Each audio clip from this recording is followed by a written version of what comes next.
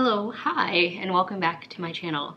I recently got back from Epic Universe at Universal Studios in Orlando, and I wanted to kind of talk about it, talk about my thoughts and my feelings, especially as a big theme park fan, and I've just been waiting for so long to get to go to Epic, so it was really great to get to go, and I am surprised at how many spoilers I managed to avoid, thankfully. So this is my raw and real reactions to the park and the things that I liked and the things that I didn't. I do want to preface that personally, as a theme park fan, I'm not like a big roller coaster person. I like some roller coasters, but I'm not the most like thrill seeking type of person. I care about the food, I care about the customer service, and I care about the atmosphere and the details. And I do like shows as well. I like rides, don't get me wrong, but I don't think that just roller coasters or rides make up for the theme park experience, if that makes sense. So funny enough, I visited Orlando right during the cold winter storm. So I kind of left one really cold place here in Chicago to go to another, but it was fine because at least I was, you know, in Orlando. And I managed to warm up like the 2 days that I was there afterwards, but it was quite cold.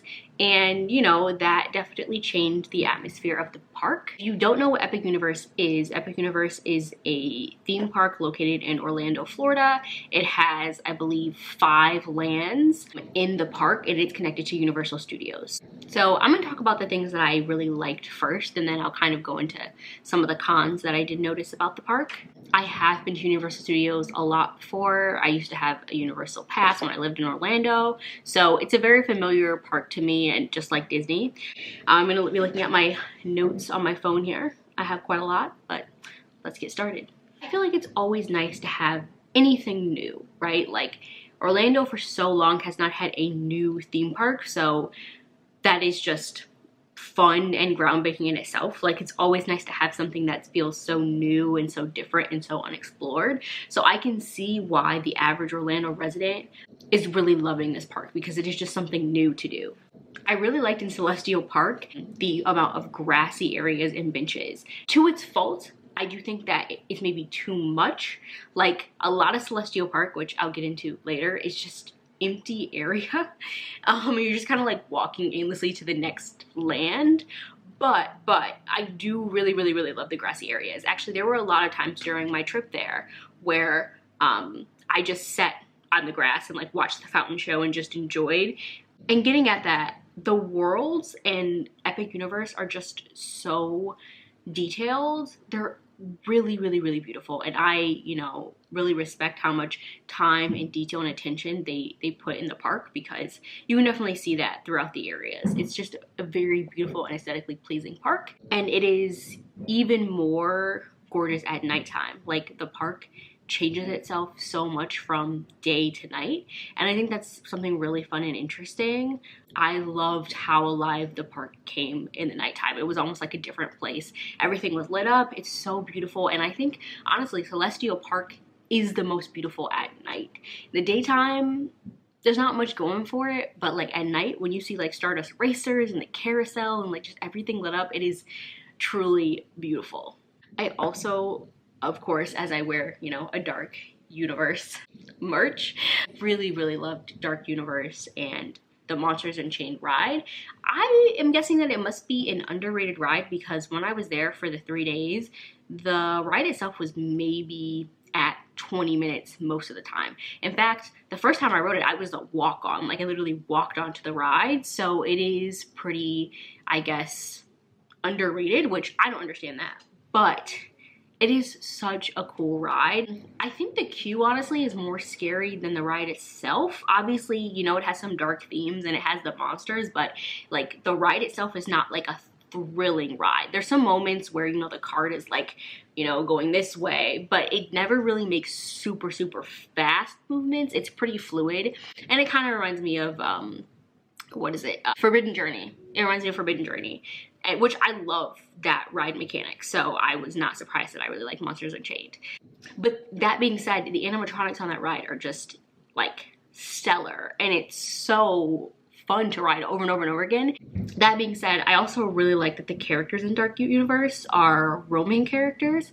I think that's really cool. I was able to meet the Invisible Man, I believe, vampire hunter or monster hunter, and then also was able to meet Igor. So that's 3 right there. Oh, and there's also, I met the like town crier kind of, who plays like an instrument. So yeah, I was able to meet, that's 4 characters that were just roaming around, and I was actually quite surprised at how many people didn't engage with them. I know at the beginning when the park first opened, people were being weird and they were having some main issues, and I don't know if that's still happening, but it did seem like people were pretty like checked out about them. I really liked that. I thought that they pulled it off quite well, because I always thought that Orlando, especially like Disney World, was not the place where roaming characters could exist, because I just don't think people know how to behave when it comes to roaming characters and characters in general. But it did seem like some of those kinks were worked out with the Dark Universe world specifically, which I really liked.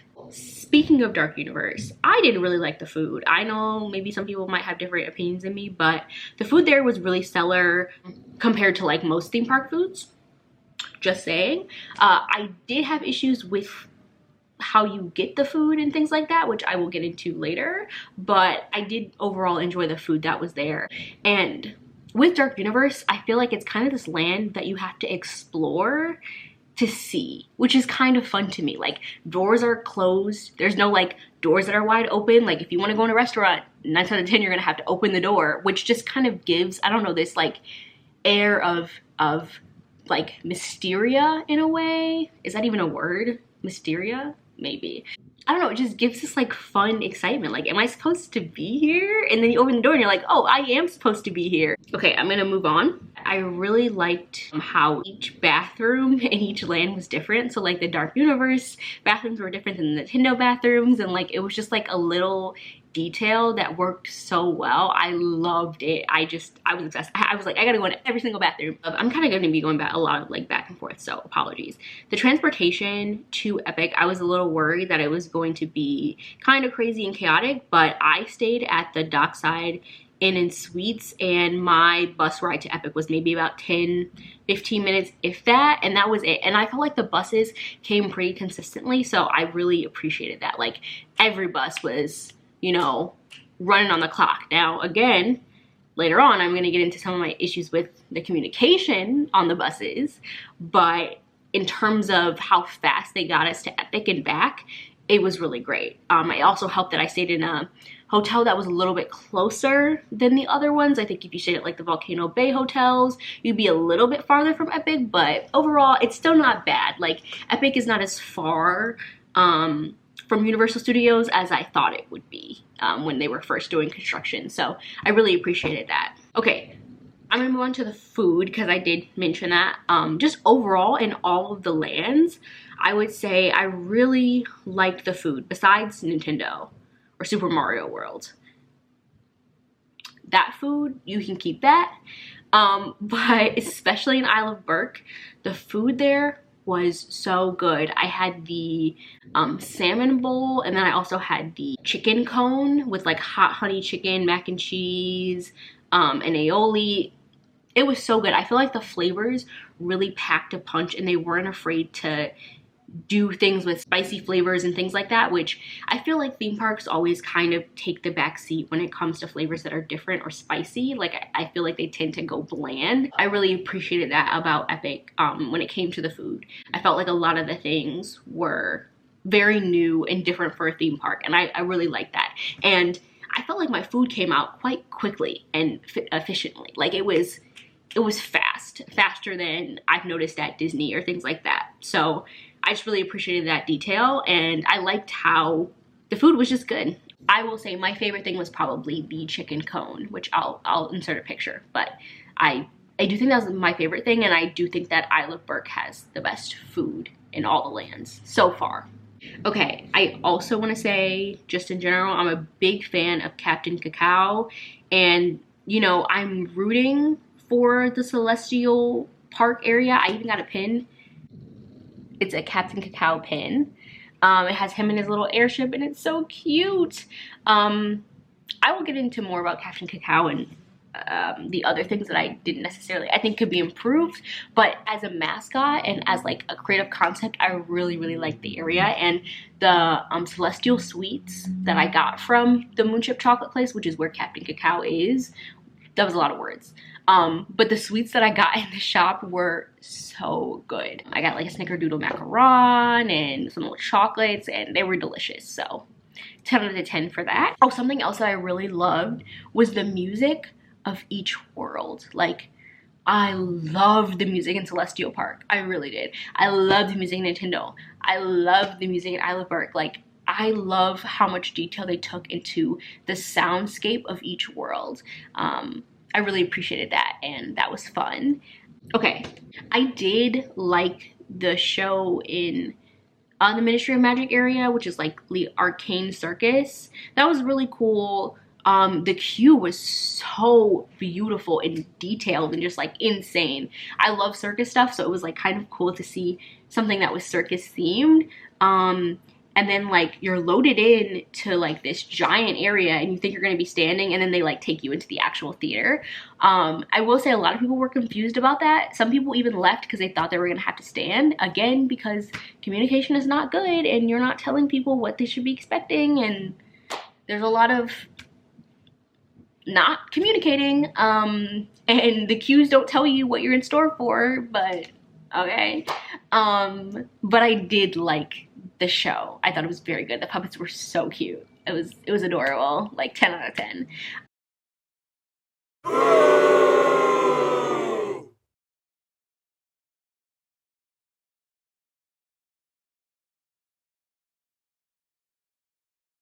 And how is it that in the span of each time I rode, which was the first time I rode twice in the first day and then twice again the second day, each ride was different. I mean, that can't be safe. Not to mention, when I was loading into the ride, I had 4 different interactions with people, and the loading process was completely different each time. There was one moment where one guy was loading us in, saying, okay, you know, how many are in your party, how many are in your party? We loaded, and I was a single rider, so I ended up riding with another group, and he told me like, okay, go with this other group. We stayed together, very communicative, perfect, great communication. We load in, we get in our ride, we pull our seats down, cool. Second time I go, I'm riding through, they tell me, oh, you're single rider, you can just ride on one car by yourself. That's fine. I mean, I'm not gonna complain about riding by myself, but there were multiple people behind me, and I'm only one person, and the vehicle fits 4 people. So that kind of like wasted time. The third time I get on, I get no communication about what car I'm getting on, who I'm going with. She doesn't tell me until I'm literally at the point where the turnstile is moving, and she goes, you can go. Where am I going? Which car? Which one? I mean, that can't be safe, right? Like, I noticed that throughout all the park, and that's the next thing I want to get into. The safety measures at Epic are a little concerning to me. Universal has constantly made me nervous before. This is not the first time, about the safety of me in a vehicle, what the vehicle, you know, precautions are. And it makes me nervous that somebody is going to get hurt, because there were multiple moments where it felt unsafe, right? I don't mean like the ride felt unsafe. I mean the precautions leading up to the ride. Like, okay, when am I supposed to put my head seat down? Should I do that now? Am I waiting for you? Oh, I'll pull it down now. Oh, okay, I pull it down now. It's not fit all the way. This one guy, the 4th time that I rode Monsters Unchained, just like took the seat and pushed it all the way down on my legs to where my legs were like, I was like, oh, my circulation is gonna be cut off. And luckily I'm like kind of small, so it was okay, but it was a pretty uncomfortable ride. And you know, those like little things I feel like add up. And I do feel like I've been to, you know, many theme parks, even theme parks where I didn't speak the language, and the communication was always very clear. So I don't know why there was so much confusion while I was at Epic. And not just for me. I heard people all around me saying, I'm confused, that person didn't explain that well, this is annoying. Like, this was a constant chatter, and I just don't know how a new park isn't upkept on that. And that's not to blame the employees. That's to blame there's some kind of communication or miscommunication that they're not being given properly, personally. So that really like made me upset, because I'm like, why? You have the opportunity to do something better and bigger, and you're doing the same stuff that you do at Universal and Islands of Adventure. And why people basically say, I have no desire to go back because the safety precautions are weird, or people are yelling at me and I don't think that's okay. Like, you know what I'm saying? You know what I'm saying? It's like, it was a little, the last time that I went to Universal, about 2 years ago, I had such a bad interaction with a cast member who I needed help with printing my ticket out that I almost thought about leaving the park that day. That's how bad it was. This person belittled me for no reason. I just wanted help with my ticket, and I didn't even come up to them aggressive. They were just like right off the bat mean. And I just wonder, what standards are you telling your guests if your employees are like that and they're allowed to treat people like that? I get it, you know, theme park work is not fun, but there's got to be some in between that's a little bit better and a little bit more communicative. You know what I mean? Like, I feel like Six Flags has better communication, and that's saying something. Along with the communication, the signage. The signage is not great. When you first enter the park, it's like the signs are really small telling you where you can go, which is like, okay, that's fine. But once you get in the lands, you really don't know where you're going. And like I mentioned with Dark Universe, it's fun to roam around, but when people get hungry or when they're looking for something, it is kind of like, I don't know where I'm going. Like, I don't know where things are. And I heard multiple people ask, like, where is this? Where am I going? What's happening? Like, again, that a little bit of signage will be helpful. And I did notice that most of the signage was in English, and same thing with the announcements. So I just wonder, like, what do guests do who don't speak English? Because again, they're getting yelled at, but they might not have understood you or what you're saying. So why not alleviate some of that and do more announcements in Spanish or Portuguese? I'm just saying. Again, on the communication front, I hate the app. I really do. I know that this is the app that Universal has always used, and I've been saying for forever that the app is just not great. Like, it needs to be changed, especially for a park like Epic. There are no times really that tell you where characters are meeting or what time they're going to be out. And when it comes to the roaming characters, that is a cool concept, but that is not listed on the app.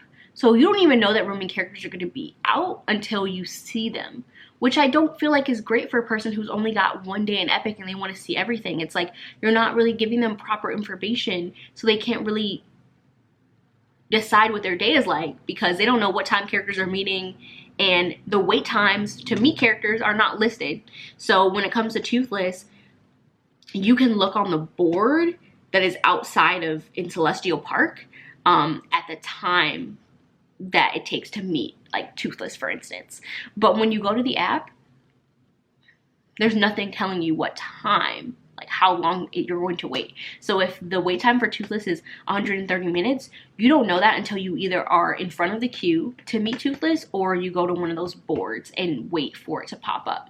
I just feel like that's like something simple that could easily be added, and I'm not sure why it's not on the app. The same thing goes for a lot of different like fountain shows, or you know, like it's not on the app, so you don't even know that it's happening. And I feel like people are missing out on the fun of that because you don't have any information. And I get that, like, if you're going to the park a lot or you're an Orlando, you know, resident, you're going to get to see that because you're going to the park a lot. But again, the average tourist who's visiting, you know, this might be their one and only trip for the next 3 years. So I feel like they're entitled to know what's happening, and it's just not listed. Fix that. Okay. With that, let's talk about the app and mobile ordering. I mentioned the food is delicious, but the way in which this park works is insane. So every single restaurant or quick service, you have no choice but to mobile order. It's not like, oh, mobile order is an option and you can also walk up to the station. No. Your only way to get food is to mobile order, which is dumb. And another way to waste my battery. I went through 2 battery chargers in the span of a day when I was at Epic because I had no choice but to be on my phone all the time. There was no other way for me to access any information because when I would ask employees, they didn't know the question either. Okay, let's talk about Ministry of Magic. I did have the opportunity to ride that. I waited about 70 minutes, which is actually pretty short, but those 70 minutes were the worst 70 minutes of my life. And I do not think it was worth it to ride that ride.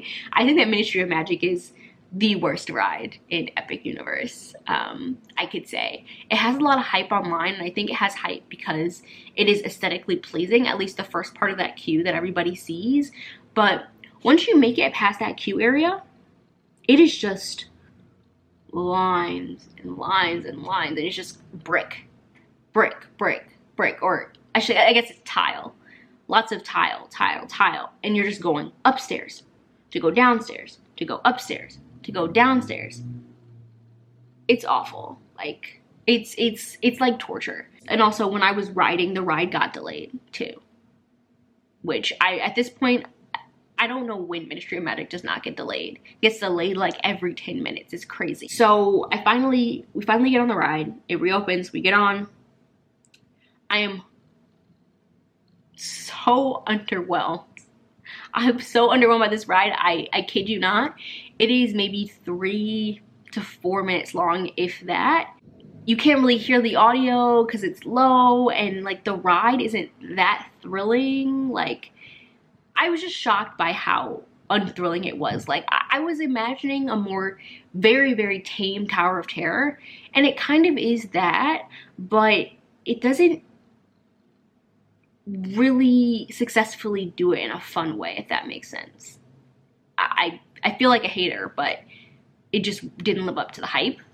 And again, it only being 3 minutes, and 70 minutes is very, very low. Usually people wait 2, 3, 4 hours for this ride. Obviously you can get the express pass, but I do think the express pass is kind of expensive. It was more than the park ticket that I paid for, which is wild to me. Like, how is the express pass more than my ticket to the park? That's crazy work. So I didn't have an express pass. I was still able to ride. Not every ride. There's still a couple rides that I think like 3 rides I didn't get on. But otherwise, I was able to see all the shows and ride the rest of the rides. So that was still pretty good, and I didn't have an express pass. My next thing is like a positive and a negative. So for Celestial Park, I really liked Captain Cacao, for instance, and I really liked the lore that I had already known about the park. However, if you're not into theme parks, or you're not thinking that you're going to have to do research, you're going to be very confused as to what this part of the park is, because there's no like text or book or information for you to find out what Celestial Park is. If you get my drift, there's no like way for you to access the lore. And I guess the same thing for Monsters Unchained. It's like you're kind of just piecing together pieces without having the full knowledge, and because you don't have a guide to what time characters meet so that you can talk to them and gather the information, it's just very convoluted. Do you see what I'm saying? When there are ways in which you can give park guests information about your land in a more concise way. For instance, like I said, I really like Captain Cacao, but why can't you meet Captain Cacao? Like, why is that not a meet and greet, something that you can do in Celestial Park? It would give park guests more incentive to stay in that area versus just being like, oh, I'm going to a land. You know what I'm saying? Something that I did not like, and this is a guide, a helpful thing. Why is there no nighttime show? No fireworks, no parade, nothing. I feel like it is such a disservice to Epic itself to not have at least one of those things. Sure, there's the fountain show that closes the park that isn't listed on the app. How is a guest supposed to know about that? Also, they're probably going to be riding rides. So I don't see how, and it's not on the app, so I don't see how they would know that that's gonna happen. I didn't know. I didn't know. I just happened to be walking out. So the fact that there's no parade, no nighttime show, no fireworks, it just makes the park feel incomplete. Like that would be the last cherry on the top that would be perfect. And I also think, again, that could be a really cool way to tie in Celestial Park to the rest of the lands, because right now it just feels very disconnected, and it's like, there's really no need to stay until 9 p.m. I also feel like 9 p.m. is really early for a theme park, low-key. But yeah, 9 p.m. So like I would love to see a parade or a show or something happening in Epic, because that would be really cool. Last but not least, the weather. Let's talk about the weather in this land. Essentially, this park was built to only operate things on very sunny and nice days. No rain can be involved, or else everything shuts down. Which you would think like, oh, okay, well, Florida has nice days. That's true, but it rains like all the time in Florida. And as soon as the rain hits, every ride shuts down. I noticed this because in the last day that I was there, it was like misty, and the rides just kept delaying. And it was just like, what? And I talked to one of the cast members, and she was like, yeah, unfortunately, like if we have a sign of lightning or too much rain, we can't operate most of the rides. So like 2 of the rides in Isle of Bark were closed. Ministry of Magic was delayed. I don't think that had to do with the weather. That has to do with just Ministry of Magic, which we talked about. But Ministry of Magic was delayed. The Donkey Kong ride was delayed. Yoshi's Adventure was delayed. That's 5 rides right there that you can't do in any sort of rain, which feels like, what was the planning of this park? Because it's going to rain in Florida. So anyways, that's it. That's all I have to say. My pros and my cons of Epic. Overall, there were a lot of things I really liked, and my critiques are only to make the park better. But no, overall, I had a great time.